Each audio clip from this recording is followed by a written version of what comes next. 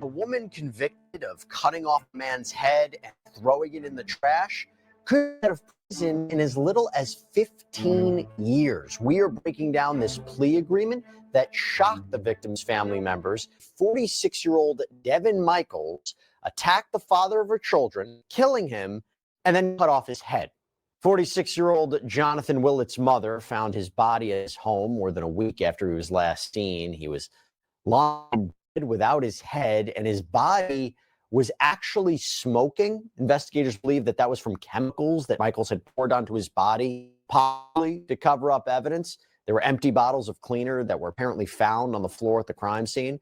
Authorities say Michaels actually took Jonathan's head back to her own home before she put it in the trash. Prosecutors say it's believed that local garbage collectors unknowingly took the trash bag containing Jonathan's head, and at the time of this recording, that head has still never been found. Pretty graphic to talk about, but I do have to give you a little background on this family because it's complex, to say the least. So Devin Michaels and Jonathan Willett, they had apparently been dating on and off for quite some time.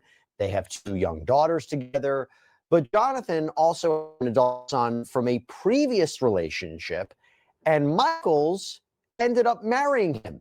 Yeah. So in a way, he was both her stepson and her husband.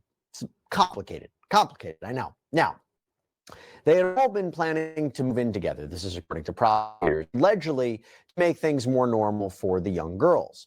Jonathan's son reportedly told investigators that he and Michaels had gotten married so he could, quote, help her with her medical issues, but what exactly that might mean, it's unclear. Then we fast forward to August 15th, 2023. Head police arrest Michaels, and she is charged with Jonathan's murder. Now, Michaels reportedly told police that Jonathan was abusive, that he had tried to force her to perform a sex act on him. So she hit him in the head with some sort of stick. And a police report indicates that she told police that she intended to kill him. She just wanted to hurt him enough that he would have to go to the hospital and she could figure out what she could do with her children. But that doesn't explain why Michaels cut off Jonathan's head and poured chemicals like ammonia and bleach on his body. Well, Jonathan's mother reported to police that when she found her son's body, a meat cleaver was missing from the kitchen. Jonathan's keys, wallet, bloody cell phone were reportedly found at Michael's place. And here's where things take another strange turn in an already bizarre and macabre story. Just days after Michael killed Jonathan, but before his body was discovered, she was in court on another case. So Michaels, who also goes by Tracy Tavares, was dealing with a child abuse case under that name. She was accused of abuse after her 8-year-old daughter told the teacher that her mother had given her a whooping.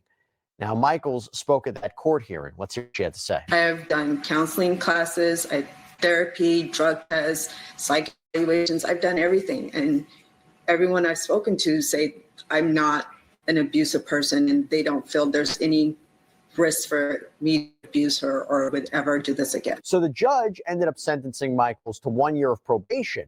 But you know what happens? Michaels ends up in front of that same judge a year later, entering into a plea deal for Jonathan's murder. She pleads guilty to a second-degree murder charge. According to Nevada sentencing guidelines, she could face a sentence of up to life in prison, but she would have a chance of parole in just 15 years. Subscribe to At Southern Sin today for more exclusive crime episodes.